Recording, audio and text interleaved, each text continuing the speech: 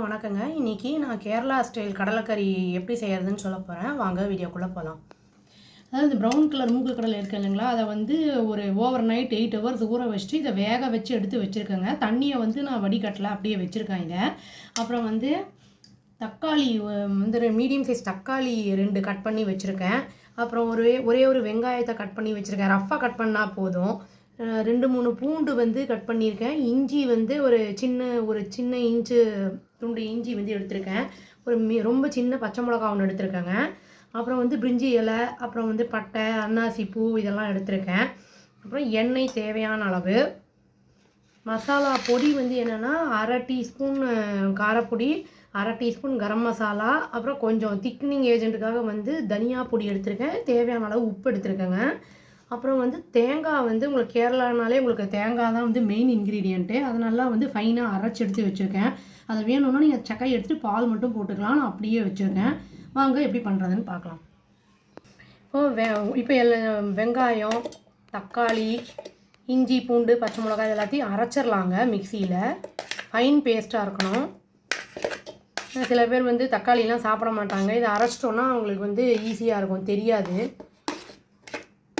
Quantity கம்மிங்கிறதுனால நான் கொஞ்சமாக எடுத்திருக்கேன். சப்போஸ் நிறைய குவான்டிட்டி இருந்தால் அதுக்கு ஏற்ற மாதிரி நம்ம எடுத்துக்கலாம், தக்காளி வெங்காயம் எல்லாமே. இப்போ அந்த ப்ரௌன் கலர் சன்னா வந்து நான் ஆக்சுவலி 200 கிராம்ஸ் எடுத்தேன். அதில் வந்து 100 கிராம்ஸ் பாதி தான் வந்து காலையில் சமையலுக்கு யூஸ் பண்ணிவிட்டேன். இந்த மீதியை வந்து இப்போ கிரேவிக்கு யூஸ் பண்ணியிருக்கேங்க. இப்போ கடாயை ஆன் பண்ணிட்டேங்க. எண்ணெயை ஊற்றிக்கலாம். இப்போது கோகோனட் ஆயில் ஆக்சுவலி இதில் போடுவாங்க. நான் வந்து கோகோனட் ஆயில் போடல. ஆனால் அவங்களுக்கு மெயினாக கோகோனட் ஆயில் தான் யூஸ் பண்ணுவாங்களே. இப்போ பிரிஞ்சி இலை அந்த இதெல்லாம் இருக்குல்ல, மசாலா பொருள் அதெல்லாம் வந்து எண்ணெயில் போட்டுக்கலாம். இந்த ஃப்ரை ஆகட்டுங்க. ஃப்ரை ஆகிடுச்சுங்க. இப்போ அரைச்சி வச்சு அந்த தக்காளி விழுது இருக்கு இல்லைங்க, அதை போட்டுடலாம். டொமேட்டோ பூரி, ஆனியன் பேஸ்ட் எல்லாம் இருக்குது, அதெல்லாம் போட்டு இந்த ராஸ்மெல் போகிற வரைக்கும் நம்ம லேசாக கொதிக்க விடலாம். இப்போ கோகோனட் சாப்பிட்றதுனால அட்வான்டேஜ் என்னென்னா உங்களுக்கு ஹேருக்கு ரொம்ப நல்லா க்ரோத் நல்லாயிருக்கும். அப்புறம் வயிற்று புண்ணெல்லாம் நல்லா ஆற்றும், ஆறும் நல்லா. பட் சுகர் இருக்கிறவங்கலாம் கொஞ்சம் தேங்காய் ரொம்ப சாப்பிடாமல் இருக்கிறது நல்லது. யூஸ்வலாக கேரளாவில் இருக்கிறவங்க பார்த்தீங்கன்னா வெந்நீர் குடிச்சிருவாங்க. சப்போஸ் கோகோனட் ஆயிலே யூஸ் பண்ணுறதுனால சாப்பிட்டதுக்கப்புறம் வார்ம் வாட்டர் குடிப்பாங்க. இப்போது வச்சுருக்கிற பொடியெல்லாம் எடுத்து போட்டுடலாங்க. ஒன்றாவே போட்டுடலாம்.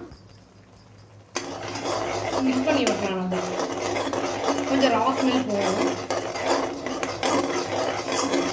எண்ணெய் நல்லா பிரிஞ்சு வருது பாருங்கள். இதுதான் கரெக்டான ஸ்டேஜ். இந்த ஸ்டேஜில் வந்து நம்ம வேக வச்ச அந்த கருப்பு மூக்குக்கடலையே போட்டுடலாம். தண்ணியோடையே போட்டுடலாம். தண்ணியை வேஸ்ட் பண்ணலாம். கொஞ்சம் நல்லா இதையும் மிக்ஸ் பண்ணிடலாம். ரொம்ப திக்காக இருந்து இன்னும் கொஞ்சம் கூட தண்ணி ஆட் பண்ணிடலாம். இப்போ அது கொதிச்சிருச்சுங்க. ஆல்ரெடி நம்மளுக்கு வந்து வெந்து கொதிச்சுனால லேசாக கொதிச்சா போதும். இதுவும் பாயில்டு வந்து மூக்குக்கடலையும் பாயில்டு தான். இப்போ அந்த அரைச்சி வச்ச தேங்காய் விழுதை வந்து போட்டுக்கலாம். லேசாக கொதிச்சா போதும். இது ரொம்ப கொதிக்க விடக்கூடாது தேங்காயை.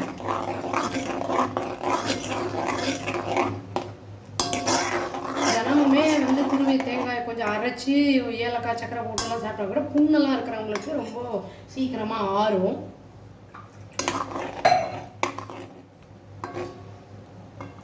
அவ்வளோதாங்க, ரெடி ஆகிடுச்சு. இப்போ ஒரு பவுலுக்கு ட்ரான்ஸ்ஃபர் பண்ணிடலாம்.